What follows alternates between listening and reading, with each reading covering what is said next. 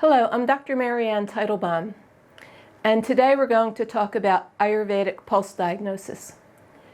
The ancient doctors of India made many amazing discoveries, all of which are now being proven by modern medicine and their research. But I have to say that one of the most important and useful things that they developed was pulse diagnosis. This allows the Ayurvedic practitioner a window into what's going on inside the human body. It's a very deep picture of the body's processes, which usually we don't have access to. Many people don't understand exactly what it is we feel in the pulse. See, here in the Western world, doctors and nurses basically feel the rate and the rhythm of the heartbeat in the pulse, just these two things. This means that they can feel how fast the heart is beating, how many times a minute, and if the heartbeat is regular or not. So, while this information is extremely important to have at one's fingertips, Ayurvedic pulse diagnosis goes much further and provides us with information that we wouldn't otherwise be able to obtain through these various diagnostic tests. So let's take a look at some of the things we can find in the pulse. First of all, we don't just come down with a serious disease overnight. Instead, we go through 6 stages of a disease process as we work our way towards a disease that we could put a name to. So in the first 2 stages of this disease process, some things could be going out of balance, but there won't be any symptoms just yet. But as these imbalances start to spread and go deeper into the body, by the 3rd and 4th stages, you start to develop symptoms. But there's no disease that can be diagnosed just yet. And we're all familiar with this. We could have lots of symptoms, yet when we get our blood work done or other diagnostic tests, they come back normal, which on the one hand is good because we don't want to be entertaining any disease. But on the other hand, since the doctors can't find anything on these tests, they might make you feel like nothing's wrong with you, maybe it's in your head, or they either treat it incorrectly or don't treat it at all, which leaves you feeling kind of frustrated and hopeless. Don't forget, doctors are trained to diagnose and treat disease. So unless you fall into that category, many times there's nothing they have to offer you. So then, if you let these imbalances continue on, they will turn into a disease by the 5th and 6th stage. But wouldn't it be great if these early stages could have been picked up sooner and something done about them to halt the progress to the 5th and 6th stage? This is what preventative medicine is all about. And this is where pulse diagnosis comes in. It can detect the early stages long before it blossoms into a disease. For example, we can detect when the liver is toxic and not functioning well and fix it, instead of allowing it to spiral out of control, turning into diabetes a few years down the road. We can feel when the thyroid is struggling many years before it shows up on blood work. And this is why I decided to write a book about it, which is called Healing the Thyroid with Ayurveda, because it's so much easier to fix the thyroid when it's first getting weak, rather than when it has been damaged by a disease process because it was ignored for too long. In fact, it's much easier to prevent any disease than to react to it once you have it and try to reverse something that was years in the making. But this is where modern medicine falls short. They have wonderful diagnostic tools to detect when you have a disease and are able to put a name to the disease. And they have some amazing medicines which can suppress the symptoms of that disease. But they don't really have any ways of preventing it from happening in the first place. That's why so many people are coming down with serious illnesses. And the rates of these diseases are just getting higher and higher every single year. So here's what we can feel in the pulse. We feel the pulse with 3 fingers. The index finger picks up the information about Vata. The middle finger picks up what is going on with Pitta. And the ring finger detects any and all information we need to know about Kapha. Vata, Pitta, and Kapha are elements which are found in nature, and they're also inside our bodies as well. They're the directors behind the scenes. They're controlling all of the body's processes.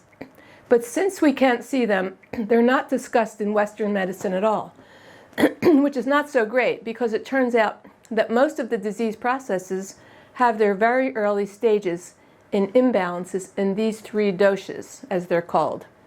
And if you can detect them early on, they're pretty easy to reverse.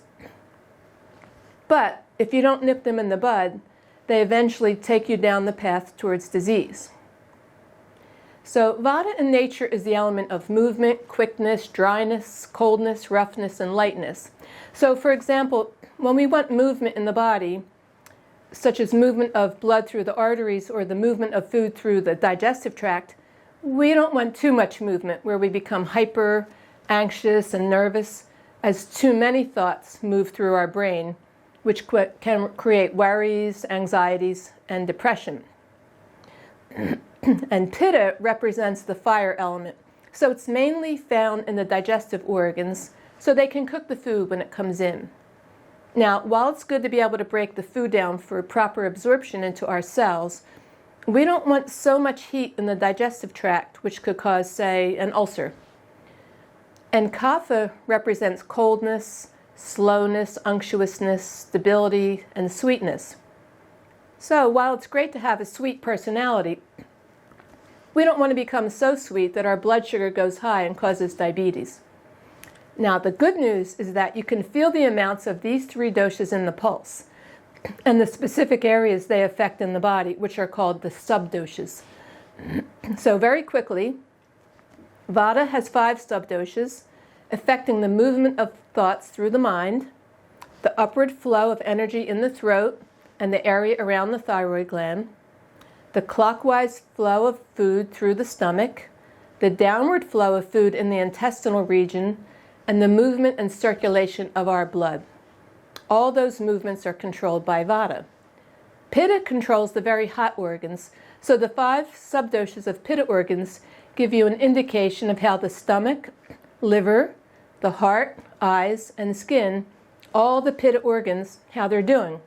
And the subdoshas of watery and cold Kapha give you information on the lubrication of the cerebrospinal fluid, the salivary glands, the joints, the lubrication of the stomach, and information on the lower spine. Each of the 3 fingers can detect these subdoshas of Vata, Pitta, and Kapha in the pulse. The index finger detects the pulsation of the 5 Vata subdoshas. The middle finger gives information on the 5 Pitta subdoshas, and the ring finger lets you know the health of the 5 Kapha subdoshas.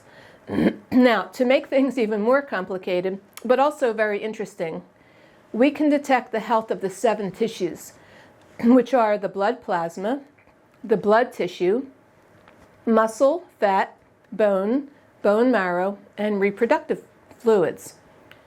So we can detect if the bone tissue is weak and fix it so the person or the patient doesn't develop osteoporosis. Or maybe if the bone marrow is holding on to too many environmental toxins, pushing the patient into an autoimmune situation.